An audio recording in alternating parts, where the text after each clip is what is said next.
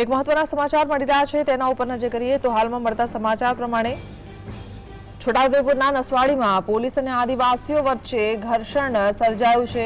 કેન્દ્ર સરકાર દ્વારા હાઇડ્રો પ્રોજેક્ટના સર્વે કરવા અધિકારીઓ પહોંચ્યા હતા, જ્યાં આદિવાસીઓ અને પોલીસ વચ્ચે ઘર્ષણના દ્રશ્યો સર્જાયા છે।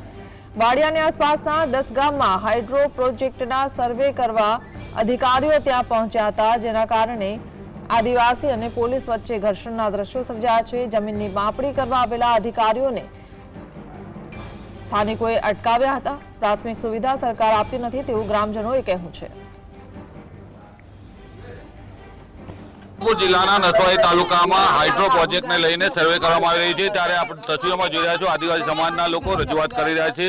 આપ તસવીરોમાં જોઈ રહ્યા છો જે ચુસ્ત પોલીસ બંદોબસ્ત ગોઠવવામાં આવ્યો છે અને હાઇડ્રો પ્રોજેક્ટનું સર્વે કરવામાં આવી રહ્યું છે, ત્યારે અહીંયા લોકો વિરોધ કરી રહ્યા છે। આપ તસવીરોમાં જોઈ રહ્યા છો આદિવાસી સમાજના લોકો હાઇડ્રો પ્રોજેક્ટને લઈને અહીંયા જે નહીં બને અને નહીં બનાવવા દેવામાં આવે લઈને વિરોધ કરી રહ્યા છે।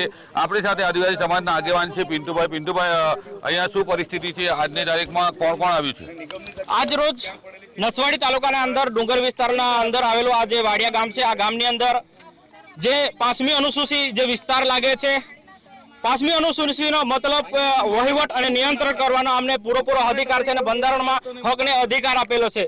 છતાં ગેરકાયદેસર રીતે પોલીસવાળા આવીને પછી આદિવાસીને હટાવી મૂકીને બિન આદિવાસીને વસાવવાનો એક ષડયંત્ર પૂરેપૂરો ઘડી દેવામાં આવ્યો છે। એના વિરોધની અંદર અમે ચોક્કસ ગામજનો બધા આજુબાજુના ગામના લોકો બધા ભેગા થયા છે અને જે ખરેખર આ જે સર્વે ચાલી રહ્યો છે આ થવું ના જોઈએ અને જે આ ગેરકાયદેસર છે અને આ જે મૂળ નિવાસીને કાઢી મૂકીને બિન આદિવાસીને વસવટ કરવાનો એક ષડયંત્ર ઘડ્યો છે, ખરેખર ના હોવું જોઈએ અને અમે ચોક્કસ વિરોધ કરીએ છીએ, આને ના થવું જોઈએ। અને આપણી સાથે સરપંચ પણ છે, લોકો મોટી સંખ્યામાં અહીંયા ભેગા થયા છે। સરપંચ સાહેબ, શું કામગીરી એવી ચાલી રહી છે જેના લઈને લોકો વિરોધ કરી રહ્યા છે? કામગીરી એવી ચાલી રહી છે કે હાઇડ્રો પ્રોજેક્ટ છે એવું કહેવામાં આવે છે, પણ હાઇડ્રો પ્રોજેક્ટ શું છે તે અમારા ગામ છે, આ ગામના વિસ્તારોને ખબર જ નથી। એ સર્વે કરીને સર્વે કરવા તો ખાલી કે સર્વે કરે તો આનો કન્ફર્મ થઈ જાય, સર્વે કરીને એક પ્રોજેક્ટ બનાવવા માંગતા છે તો પ્રોજેક્ટ બની જાય।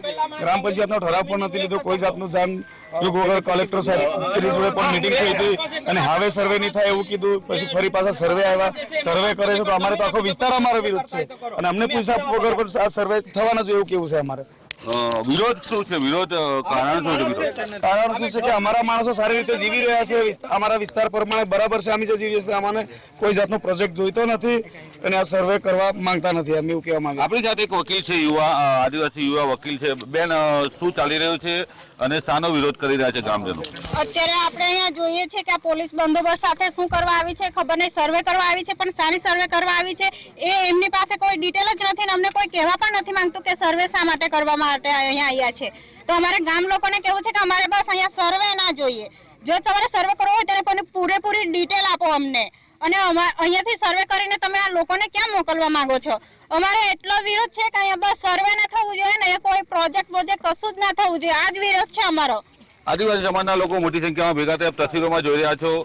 ચુસ્ત પોલીસ બંદોબસ્ત પણ ગોઠવવામાં આવ્યો છે, એએસપી સાહેબ પણ આવ્યા છે, ત્યારે અહીંયા સવાલો ઉભા થાય છે કે આદિવાસીની જમીનો હાઇડ્રો પ્રોજેક્ટમાં લઈ લેવા માટે જે કારસો રચવામાં આવ્યો છે જેને લઈને હાલ તો વિવાદ ચાલી રહ્યો છે। આદિવાસી સમાજના લોકો એનો વિરોધ કરી રહ્યા છે, જ્યારે તંત્ર હાઇડ્રો પ્રોજેક્ટ બનાવવા માટે મક્કમ છે અને તેનું સર્વે કરવામાં આવી રહ્યું છે। રફીક ધણીવાલા, GSTV, છોટાઉદેપુર।